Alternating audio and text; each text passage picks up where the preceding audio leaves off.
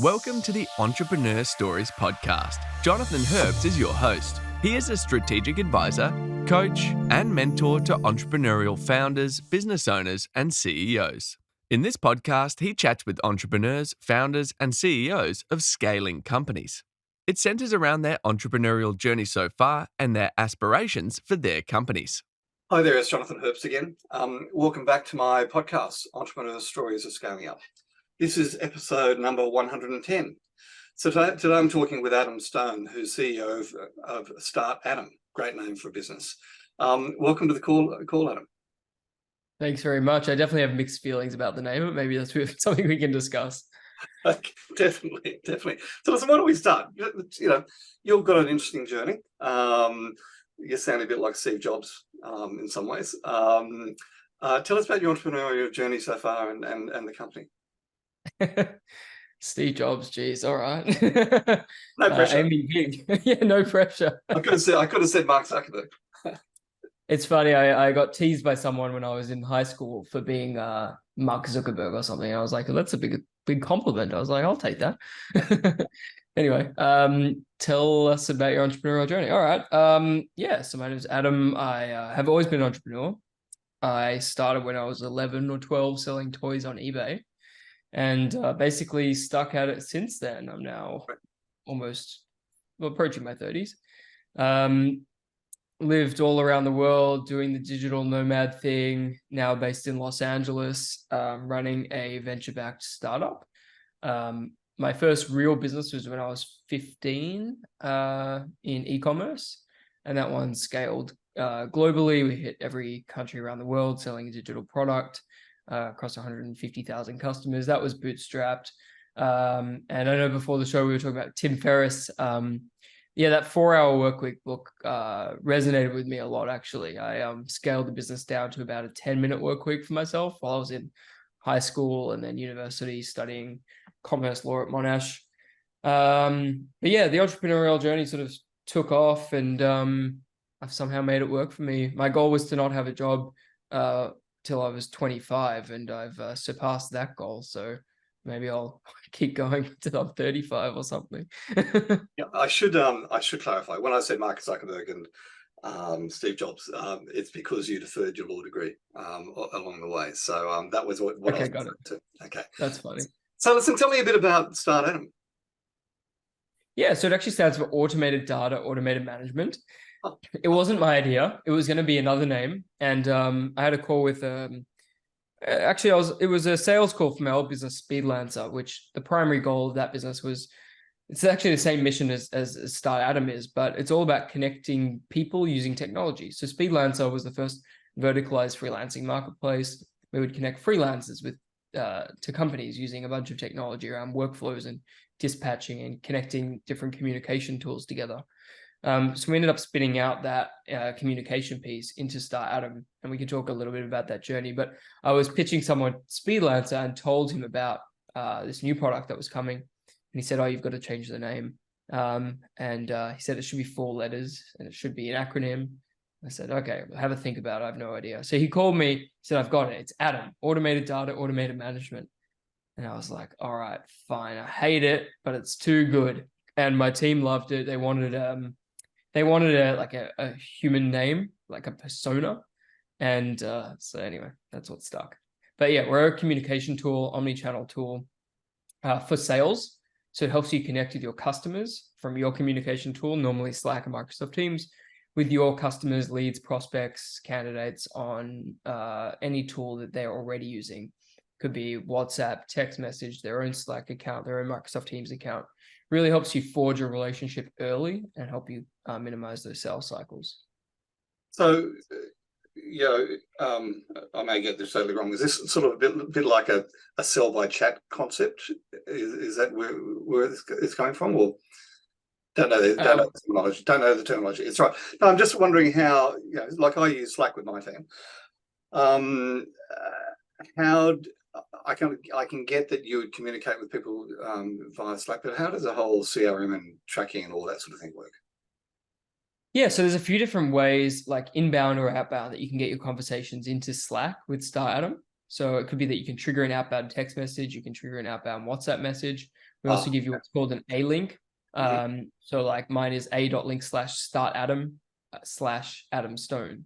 So if anyone wants to reach me, you can go to that link, a.link/startAdam/Adam Stone, and that will go directly into my Slack account. Okay. And then I can loop other people in from my team. What happens then is we get a transcript of that communication, and we don't store any transcripts beyond about an hour. And then that gives you the opportunity to pipe that into your CRM automatically. Okay. Right. So you don't have to do any data entry. We can capture any communication between your salespeople and your leads or prospects and customers.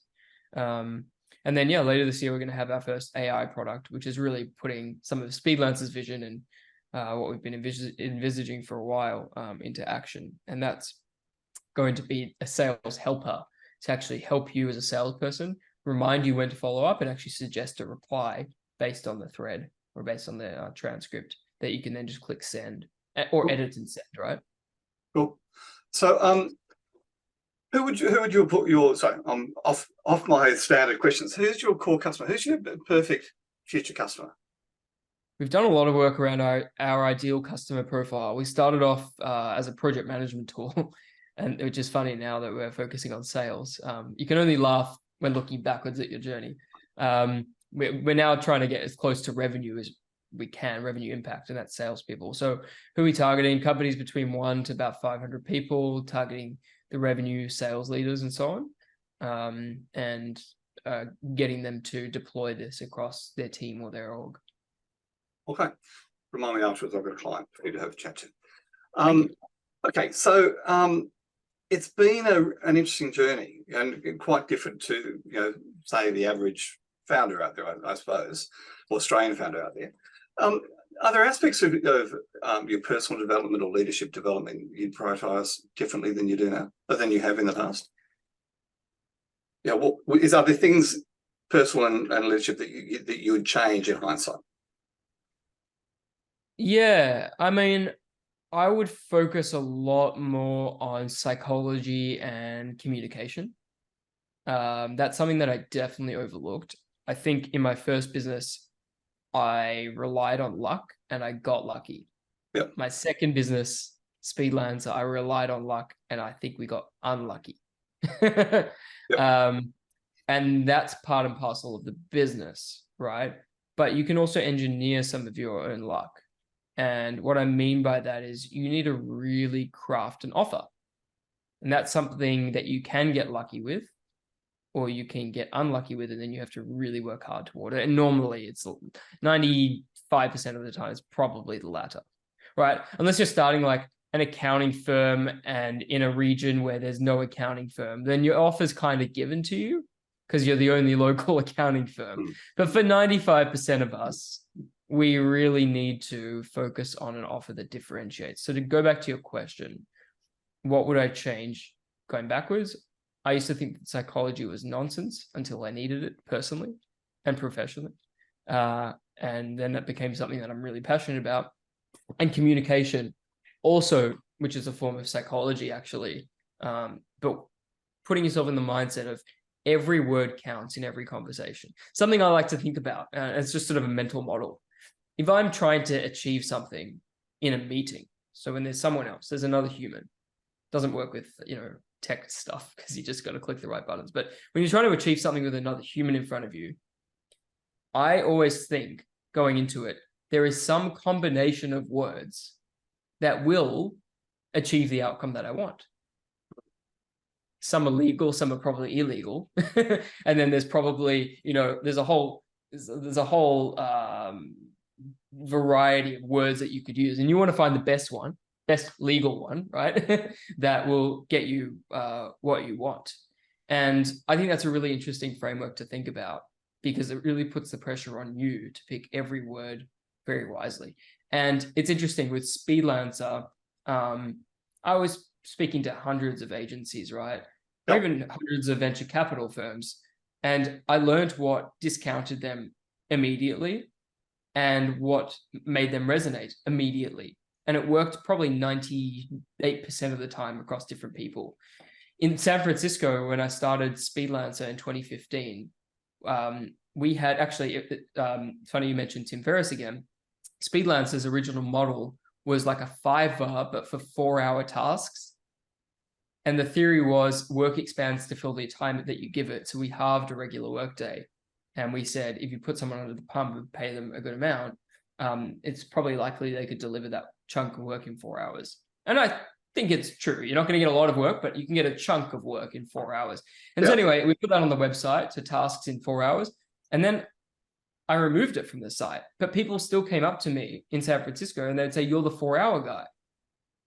And for months later, maybe even a year later, maybe there was a 4-hour reference like somewhere tiny on the website, but someone would say, oh, is this the platform that delivers tasks in 4 hours? Or can I get any task done in 4 hours? And it was like such a small reference, but I couldn't get rid of it because it was just one of those weird psychology things that I can't explain, that when you find it, it sticks with people. And so that goes to my point. It's a very long answer, sorry, but psychology and communication are essential. And when you work out what these words are, that's when you start to succeed. Essentially you say that. I had so I'm a founder CEO coach, but I also coach CEOs and their leadership teams for a select few clients. We had a work experience. One of my client's CFOs, his 15-year-old son was on work experience, and he came to a 2-day offsite that we had, which was just fabulous in hindsight. The view he gave the leadership team from a very different demographic was great. But he asked me at one of the breaks, what should he study at university? And I said, what are you sort of interested in? He said, business, and I'm interested in marketing. I said, well, in my mind, if you're going to do university again, if I was going to do university again, not that I'm sure that I would do university, I've got a couple of masters and everything else, I'm not sure that I would do that type of learning again, but I said psychology and data. A mixed degree, psychology and data. And given AI, given the changes that have been driven into business and particularly marketing with some of the things coming out of AI now, the psychology, which is essentially understanding the user experience, which is the point you're making, and then understanding and being able to pull out data to actually channel that, to me, if you're going to do a university degree today, that and focus on business and marketing, that's probably where I'd recommend somebody go. Yeah, I love that. I think you can't go wrong with those 2 degrees, as long as it's something you enjoy. Yeah, well, that of course. That was your first question. Yeah. That of course is true. Yeah. So tell me, personal life. How do you balance it with the demands of running a business and what seems to be a 24/7 business? Yeah, it's interesting. This weekend I worked through the weekend and I loved it. I felt like I was a teenager tinkering again till 3 o'clock in the morning in what happened to be my business. So I really enjoyed it. I don't do that every weekend. It's very rare that I would work through the weekend, but we're redoing our pricing tables going into 2024. I was doing a lot of research into what pricing looks like. I'm doing a go-to-market course at the moment, which is helping. Most of the time I have a pretty balanced life, and I think that that's because my early foundation was running that e-commerce business and scaling it. We had like maybe 20 people working overseas mainly, but with clients all around the world, an enterprise client in Canada, for example, when I was a teenager. But I was able to do all that and still have a social life and still do well in school and all of those things that were a priority for me, still working out and all that sort of stuff. So for me, business always needs to work around my life, not the other way around. Otherwise, I'd rather not have a business. So if it's something that a business is something that I control because it's my business, and not everything in life is something that I'm able to do that. So it's very important to me that I can control it. Otherwise, it's out of control, and then it doesn't feel like it's my business. Granted, there's times where you don't have a choice, and that's okay. But I think operationally, CEOs or executives can't be, the business can't be relying on them to run. Otherwise, you're not doing growth goals. You're not doing strategy. So I need to spend a lot of my time on strategy and basically closing deals. and product and that sort of thing, right? The things that only I can do. Someone explained it really well to me. A CEO should do three things: the vision, the finances, and the people. Trey Taylor. Everything else is a bonus. Have you read Trey Taylor's book? I think I've got it here. No, I haven't. A CEO only does three things. Oh, sorry. By Trey Taylor, Trey Taylor. Okay. He and his view is, strategy, vision, and then communicate it everywhere and never stop communicating it. Having the right people, doing the right things. So finding the A players and building the culture around them to help them succeed. And then having enough cash to execute the vision. There you go. I totally agree. Yeah, look, it's hard when you're a startup. You have to kind of do everything. Yeah. But at the same time, if you do it right and you hire the right people, I think a lot of the work that people are doing is kind of like they could have hired someone to do some of it.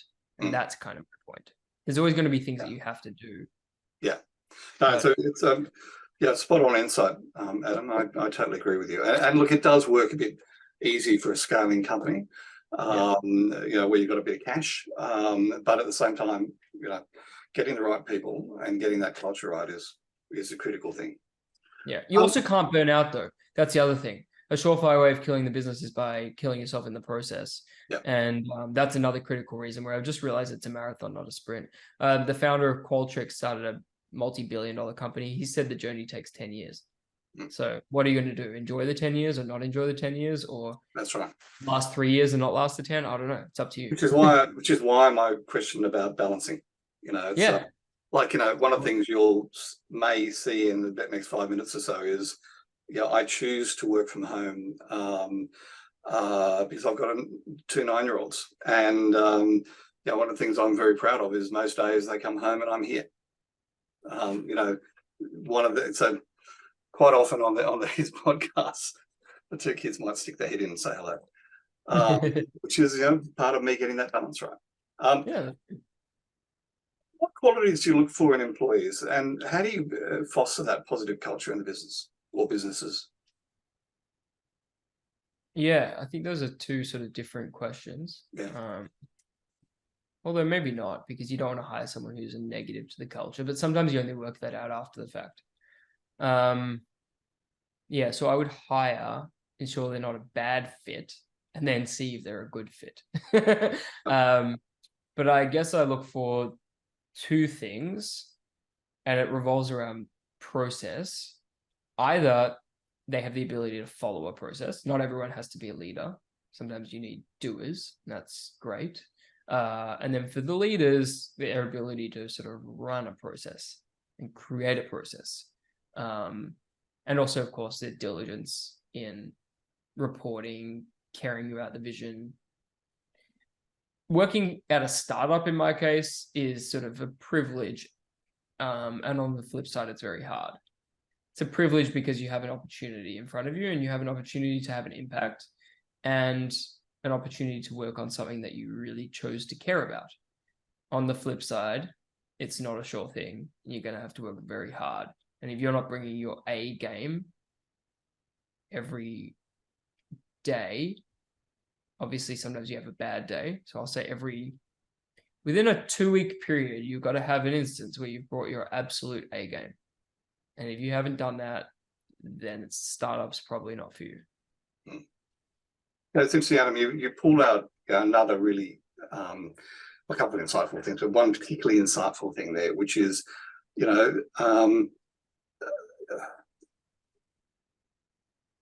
members of your team they don't all have to be gun at everything. And it's one thing I talk about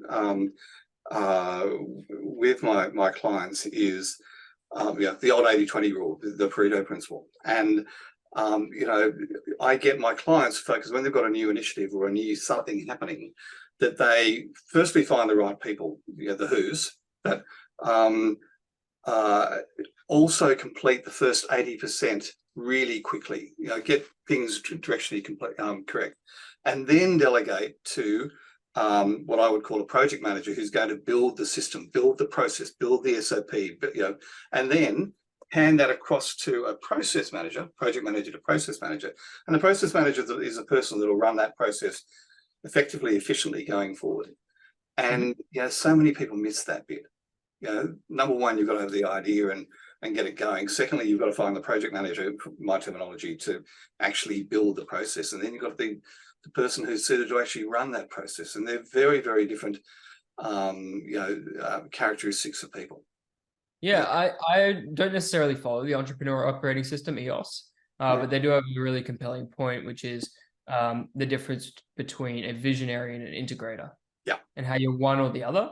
And if you're one, you need the other. And the integrator is the one that helps the vision, puts the vision into practice. And the integrator needs someone to actually go tell you the forest from the trees and say, okay, this is going to be vision. Yeah. So essentially, Gino Whitman and I started in the same place as certified scaling up coaches, and he's the founder of EOS, and he's taken it a number of steps forward. And what I do in my practice, I take the best of a lot and crash them together. And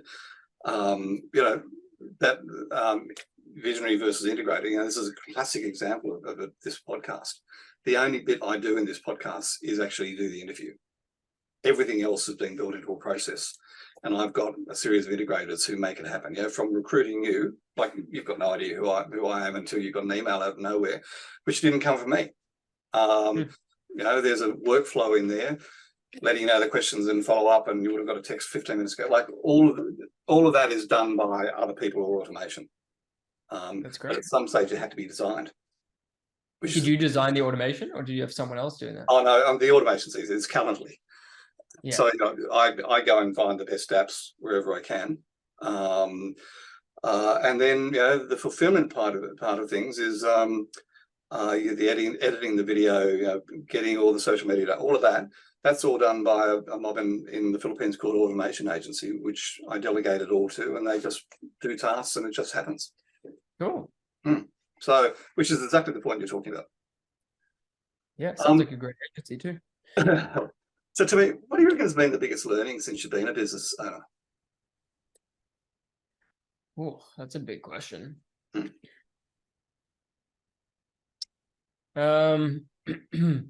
Well, okay, so communication, that was a huge learning. So, and I'm still learning that every day, like the art of storytelling and the importance of storytelling.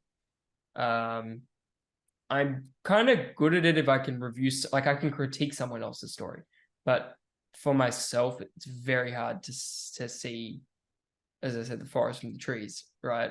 When I'm in it and when I'm creating it, you get this tunnel vision. So I'm learning a process, and I don't know what the process is. It's sort of just happening with maturity, I guess, as a business owner. But I can tell that I've got more of a process and a framework in my head of how to go about. You could come out. Hey, come say hello. So, as I mentioned, the chaos has arrived. Say hello to Adam. Hello. Okay. Hello. Podcast. I'll see you in a bit. But yeah, so I guess I've gotten a bit better at finding at having the hello, at seeing the forest from the trees and communicating things a little bit better. I mean, it's interesting you talk about communication. One of the things I talk to my clients about is I don't think there's any work-life balance per se for an entrepreneur, but the importance, I wrote a blog about this a while back, where I have my good ideas is when I'm walking or I'm driving a car with a podcast or I'm in the shower or in the pool with the kids, and you talk about stories. There's a cracker of a story. I'm sitting in a podcast which is going to be looked at for many years by many different people, and there's my daughter sticking her hand in, having a bit of a wave, and it's like, well, that's how I balance myself. And the value of those stories is so important. I actually wrote, and the reason we're doing this podcast, my 8-year-old son, he was the one that started this process. It's interesting. Throwing real life bits into them is like the way you told the story about how you started as an entrepreneur. eBay at age 12. Their stories, they really resonate. So to me, what do you think is what do you see as your main challenges at the moment and going forward? Yeah, well, it changes every month. this one is we've got a lot of leads now working on the sales process. So trying to move people along a descript process. So once we determine that they're ICP, they've said that they're interested, why they're interested. Now it's about determining the next steps, and sort of, I think part of the realization has been that sales is not only the selling piece, but it's actually getting it across the line. And there's a process to doing that, and a tactful way of saying, here's our process. Can you fit this process? And getting them to sort of commit in some ways to that process itself. So that's a challenge that we are hopefully overcoming at the moment. They keep coming, don't they? The challenges. Okay, so successful. When you think of the word successful, particularly entrepreneurial leaders, who comes to mind and why? That's a really tough one. I used to look up to mentors, and then I realized that they had a horrible personal life that I just didn't aspire to. I don't know. It's a really tough question. I mean, I look at Elon, but I think he's got a really, I don't envy his personal life at all. Oh yeah. I don't envy that he's got 3, almost, multi-$100 billion companies. Like none of that interests me. But I do like the fact that he has succeeded in putting his vision properly into practice. And it's cool to see that even now some of his businesses are still close to failing. So like, what does it matter what scale you get to, and what does failure mean? Because you could fail at this level, or you could fail at that level, but it's still failure, or is it, or isn't it? I don't know. So yeah, I'm not sure who exactly I look up to from a business context, but maybe you've got some inspiration for me. It's interesting, I'm not sure if it's him or he's got a marketing genius working for him, but some of the pranks he pulls off are just extraordinary. Did you see the launch of the X-Truck the other day? Yeah. There he is on a racetrack out speeding past a 911 with a trailer with a 911 on the back, and just fabulous stuff. Yeah. Or sending convertibles to Mars, or there is some fun in there as well, which I think is interesting. Yeah, so tell me, are you a reader? Podcasts? Anything you'd recommend? Yeah, I buy a lot of books and then I don't have time to read them, or I don't make time to read them. More like it. But a really good book that fundamentally shifted my perspective on something was Fundraising by Ryan Breslow. It's like a 45-minute read. And for me, it unlocked fundraising and how to do it. So that was a pivotal thing that I put into practice sort of immediately after that. Closed a seed round pre-product, and then did it again this year. So, right. What was his name again? Ryan Breslow. Breslow. Breslow. Thank you. I'll go, as we're finished, we'll go to that magic yellow button on Amazon. It's a very important read to realize how fundraising deals actually get done. Doesn't mean if you do it, you will close a round. But I'd say every significant round that closes probably goes through a similar process. Okay. And it's a lot of psychology.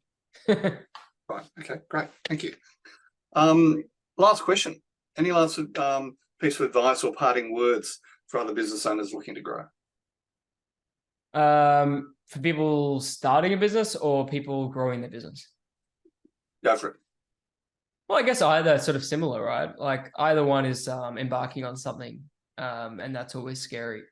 And I'd say embark on something, whether it's growing your existing business or starting a new business, but do it with the right intention in mind, maybe with like a growth mindset, personal growth mindset.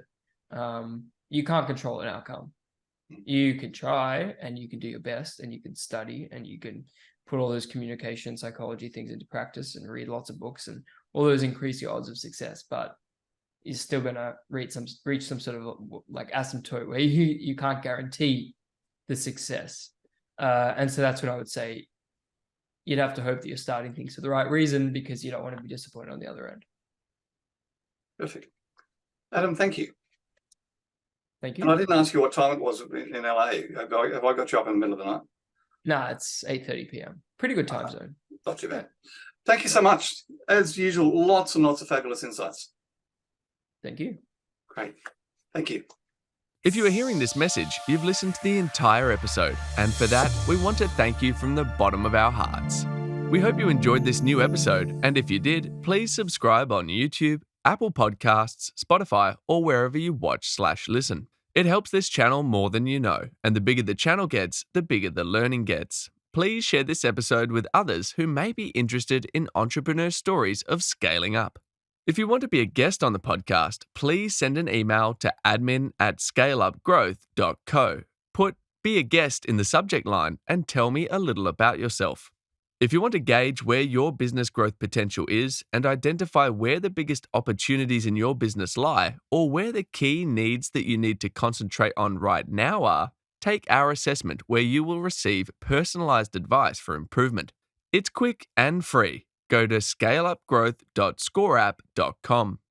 If you would like to work with me one-to-one, I love coaching and get the best outcomes that way. Send me an email at jonathan@scaleupgrowth.co and put one-to-one in the heading. Tell me a bit about your business and let's see how we can apply a great strategy for your business. So that's it for this week. Tune in next time for more great learnings from a scaling entrepreneur.